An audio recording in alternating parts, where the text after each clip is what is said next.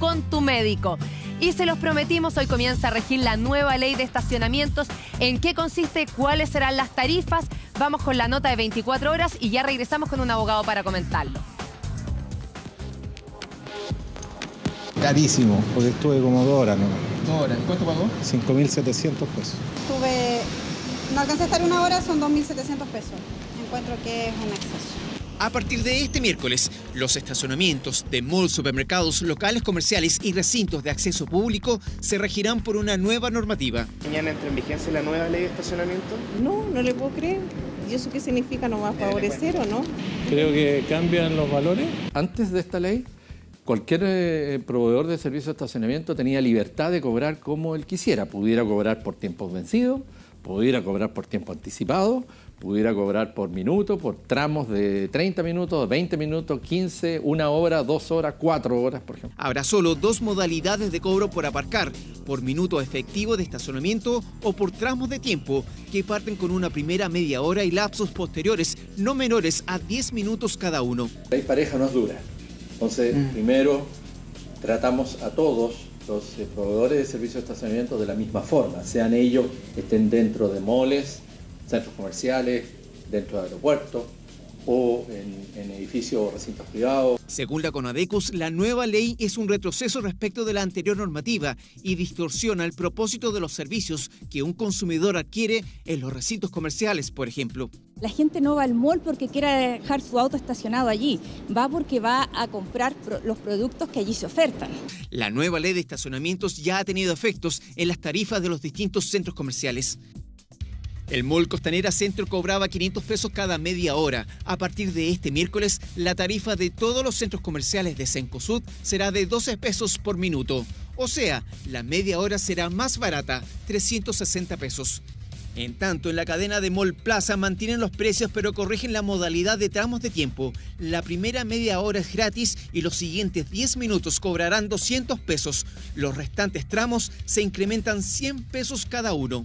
De manera que hoy día los usuarios, los consumidores, es mucho más sencillo poder comparar precios.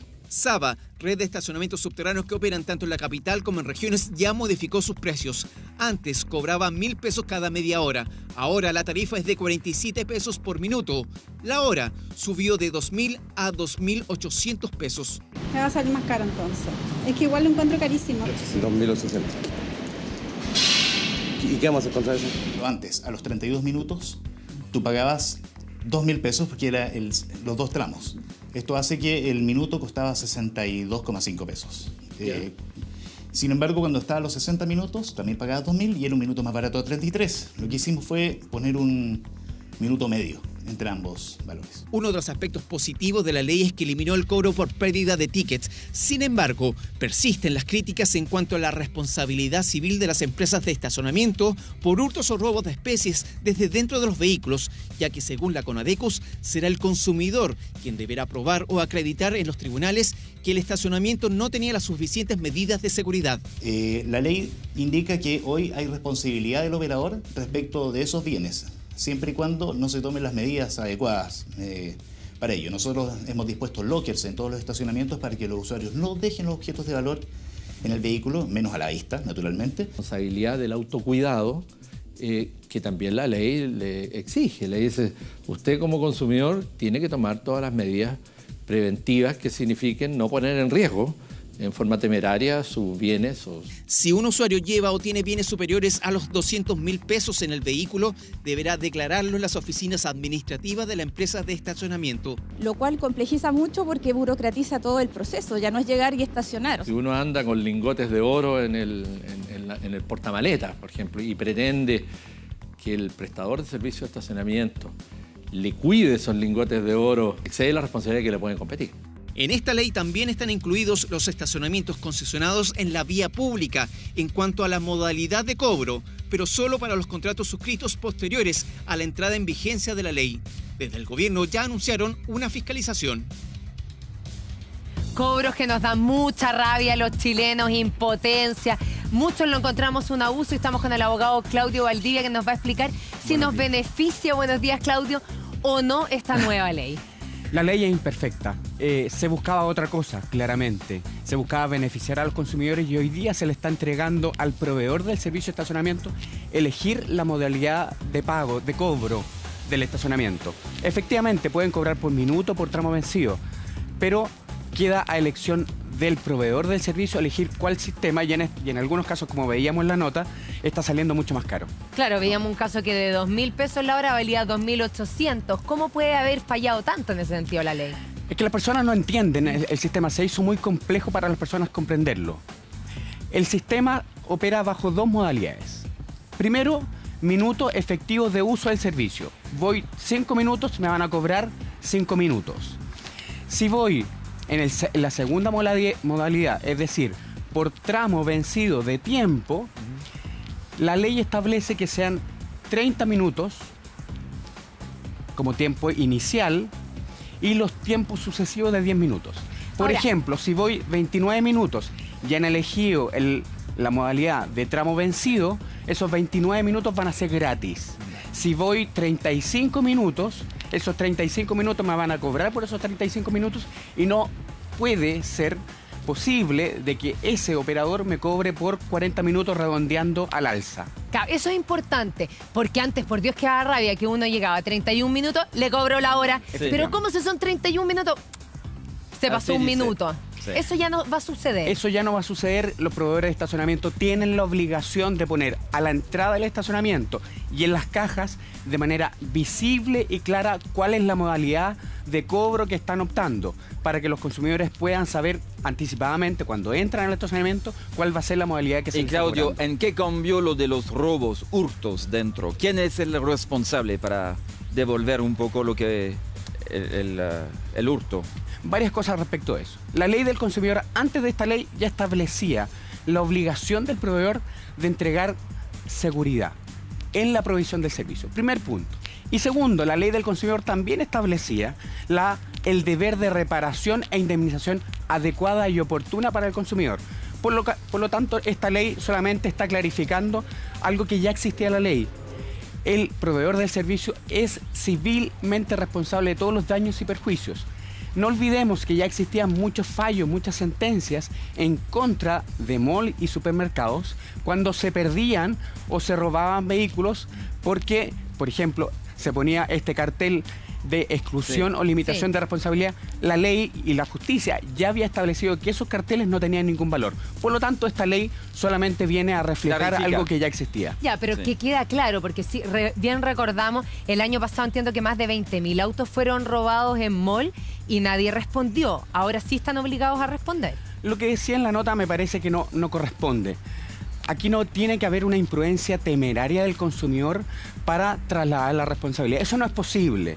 El que tiene el deber de seguridad es el proveedor del estacionamiento. Y por lo tanto, más allá que se tomen las medidas de seguridad, debe el proveedor del estacionamiento tomar todos los resguardos para que el consumidor tenga seguridad dentro del recinto. Porque me llama la atención justamente esa cuña que veíamos en la nota donde dice que un usuario deja de manera temeraria, por ejemplo, un notebook.